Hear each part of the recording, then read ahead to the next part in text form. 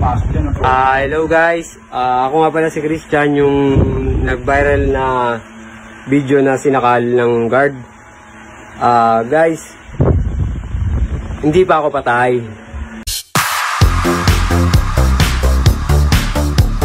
Sa unang pagkakataon ay lumitaw sa social media ang lalaki na sumikat dahil sa paghabol sa kanya ng isang security guard. Sa kanyang post, ibinahagi ni Christian Sariol na hindi totoo ang mga ulat na kumakalat na siya ay pumanaw na dahil sa ginawa sa kanya ng security guard ng convenience store. Nangyari din ang insidente 1 taon na ang nakakaraan at madami na ang nagbago sa kanya. Matatandaan na nag-viral kahapon ang video na ito kung saan makikita na hinahabol at sinakal at hinidlak ng isang lalaki ang sinasabing magnanakaw sa isang convenience store, ang lalaking nakaputing t-shirt na si Christian Sariol. Umani ito ng samut-saring reaksyon sa social media, lalo pat sinasabing pumanaw ang naturang magnanakaw sa pagkakasakal sa kanya. Sa isang Facebook post, lumitaw si Christian at sinabing buhay na buhay pa siya, napagdusahan ko na yung ginawa ko na yon, wika niya. Magandang hapon po sa inyo. Ako po si Christian Sariol, yung nag-viral na sinakal dahil sa ginawa kong pagkakamali. Amindado naman ako at sumuko na. Makikita sa video na sinabi ko, sasama na po ako sa inyo, ngunit tila sinakal na po ako. Matagal na pong nangyari iyon. Unang nag-post si Basay, hinayaan ko na lang, ngunit tila ba ni-repost niya ulit. Sa pagkakamali ko noon, last year pa po yung nag-viral na video, June 2024 pa po iyon nangyari. Sa katunayan po, tapos na po yung kaso ko noon, pinagsisihan ko po sa loob ng kulungan yung ginawa kong pagkakamali. May katunayan po ako, may release paper po ako at hawak-hawak ko yon.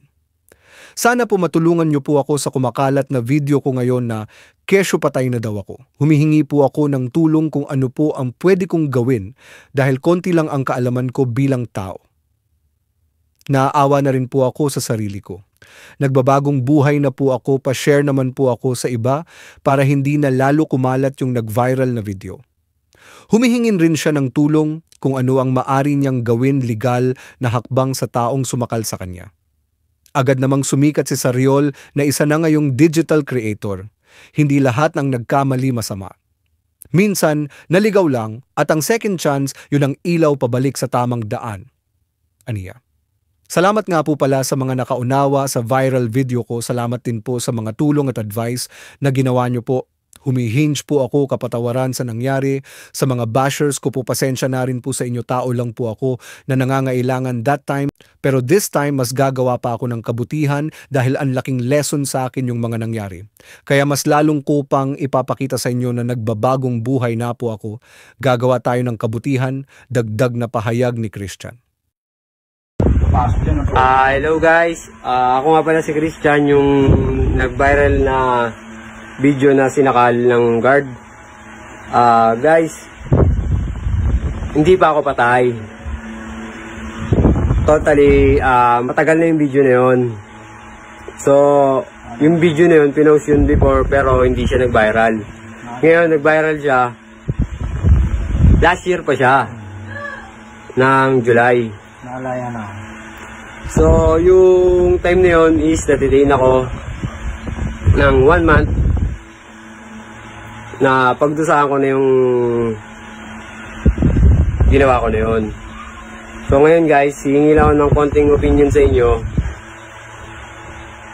para about dun sa nanakal sa akin.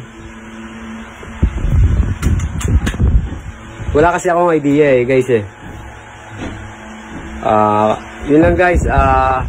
I-comment ko na lang dito yung yung gagamitin kong Facebook, kasi itong Facebook ko na to within 60 days pa bago makapag-live kasi bago pa to So yun lang guys, salamat.